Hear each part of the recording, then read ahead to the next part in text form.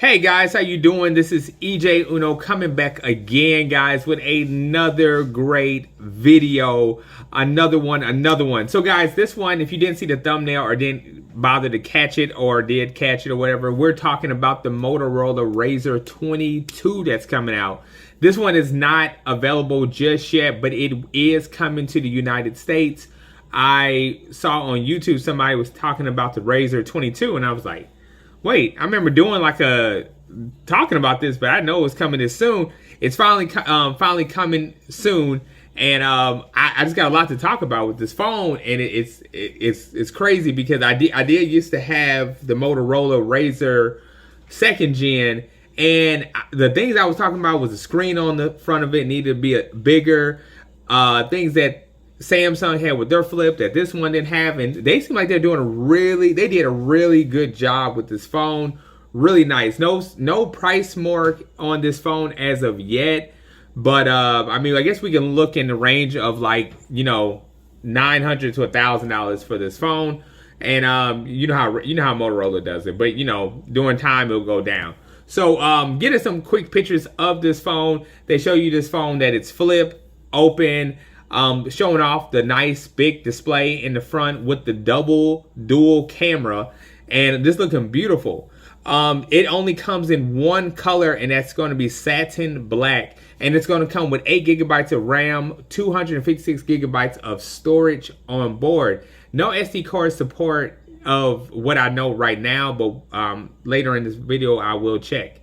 Okay, so it's like talking about classic flip modern style folding Motorola Razor 2022, and fits right into your pocket. This thing's looking really nice. One thing I like about it is that it has like a little matte finish at the bottom of, like, you know, when you hold it at the bottom, and it, you know, of course it has that clam shape, and then on the other side of the clam shape, along with the big screen and the dual camera, it looks like it's just all smooth glass. It's looking really nice. Redesign, re-image, letting you know it's a tripod. Okay, that's pretty cool. So it's kind of like the Samsung, how they have it where it could stay still like this, and you can you know what I'm saying, do like, I guess, FaceTime or selfie pictures or whatever. So that's really cool. So it's like your little mini tripod. It says work at home.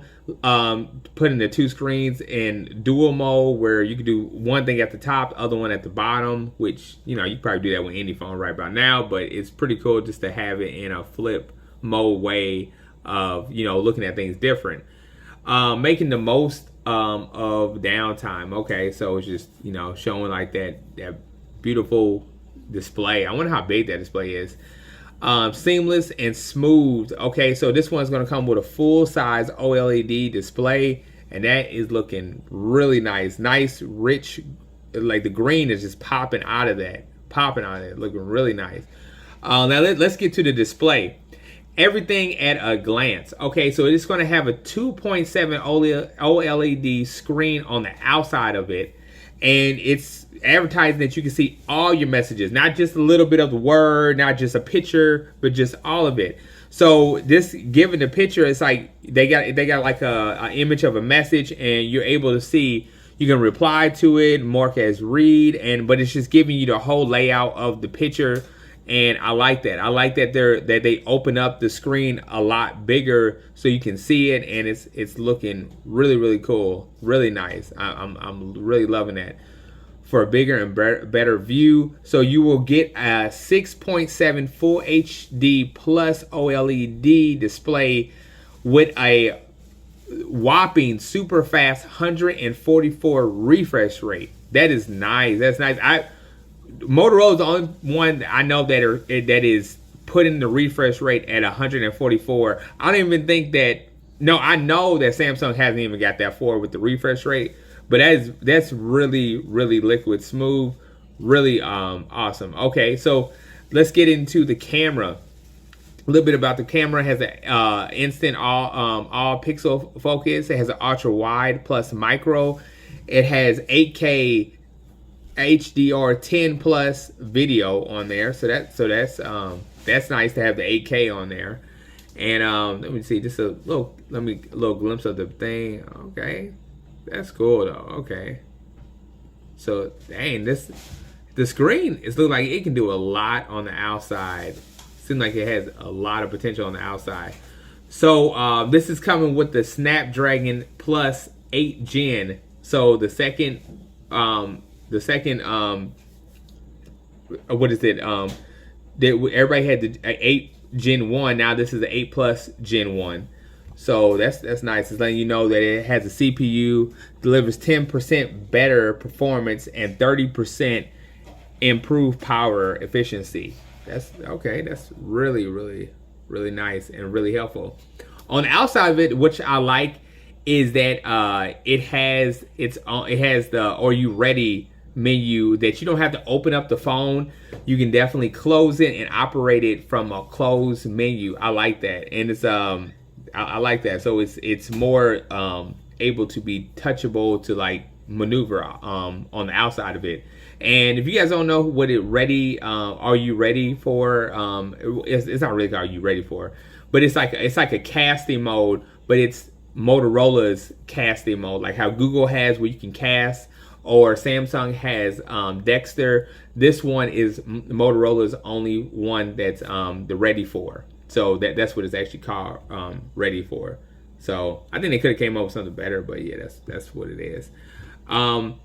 So let's just get more. I'm finna flip over to the GSM Arena for more info on things. So we definitely going to just see all what this phone is about. Okay, so it was released in August 18th, but not over here. I believe it's in China. It will come with Android 12. Like I told you guys before, it will have a 6.7-inch screen, 1080 by 24 pixels. I think they could have did a little bit better than the 1080 by 2400, but that's where I think the price isn't going to be that high, because you're at a 1080p with 2400. But I do see a lot of high-end phones that have 1080p 2400, and I used to look down on that if I had a phone that I always wanted like the 13 and up type of resolution. But it seems like a lot of high-end phones or phones that are pretty pricey have a 1024. I think that's the thing right now. I see a lot of phones having that. Big time phones, most of them have that. Okay, like I said, you can buy it in 8 gigabytes or 12 gigabytes of RAM. I'm pretty sure the storage is going to change. One thing I'm not pretty happy about is the battery life. The battery life is 35 milliamp battery. I thought that could have been. I thought they could have put another 500 and at least made that 400 milliamp battery. I think they kind of bit the bullet on that. I think they could have just improved that a little bit better. Okay, so. I'm seeing something else I'm not gonna like, but we're gonna get to that. Okay, so it's saying the plastic. Okay, it has a plastic front opening. Okay, so I guess it's plastic, look like glass. It has a glass front. Okay, maybe. Okay, all right. Okay. It's rocking Gorilla Glass 5 on the front and Gorilla Glass 5 on the back. Has a let me see, a stainless steel, and let me see, it has water repellent coating. Okay, Motorola. Come on, you guys got to get this IP68 thing down. Because seriously, I mean, you can't keep just charging phone. I mean, you could do what you want. It's your phone. But I mean, it's just, that's a lot of money. That's a lot of money to be asked for phones, and you don't add IP68. What if, I mean, it's like they want these phones to break. I don't know. I don't get it. Okay, it has a family. It has a foldable AMOLED display at 144 refresh rate, HDR10 plus, like I said before. It has an 81.3 screen to body ratio, and the second external screen has an AMOLED display at 2.7 at a 573 by 800 pixels. And let me see, no SD card slot. So what you get is what you get when it comes to memory and RAM. Now you can buy 8 gigabytes of RAM for 128. You can buy 8 gigabytes of RAM for 256. The only time you would get 12 gigabytes of RAM is when you purchase a 512 gigabyte of storage. Moving to the cameras that we haven't discussed before, that the back of it, dual camera, will have a 50 megapixel wide and a 13 megapixel ultra wide. and it will shoot in 8K, 4K, and 1080p. The front will have a 32 megapixel wide camera shooting at auto HDR with 1080 by 30 to 60 frames per second. It will have a stereo set on it, so music on top and bottom, or just very loud. It will not have an in-display fingerprint sensor, which I think they could have just put that on there. I mean, you're using an OLED display, so why not have an under-display fingerprint sensor? But you will have a side fingerprint sensor. This phone seems like it will not support wireless charging, which is a downfall, and it will not support reverse charging. So that's now. The price that I see on here, I hope this is wrong, is $1,220. This is $1,224.97. I guess that's what it's going to drop out to be. Now, the phone, it looks a lot better. The specs are really, really good. Like I said, it's missing an IP68 and it's missing like a wireless charging, stuff like that. You know what I'm saying? I mean, I'm just saying, in this case, it probably would be good to have wireless charging, because if you want it to be closed, you could just stick it or hold it up and then just read the little mini screen. I mean, I don't know. That's just what I'm thinking.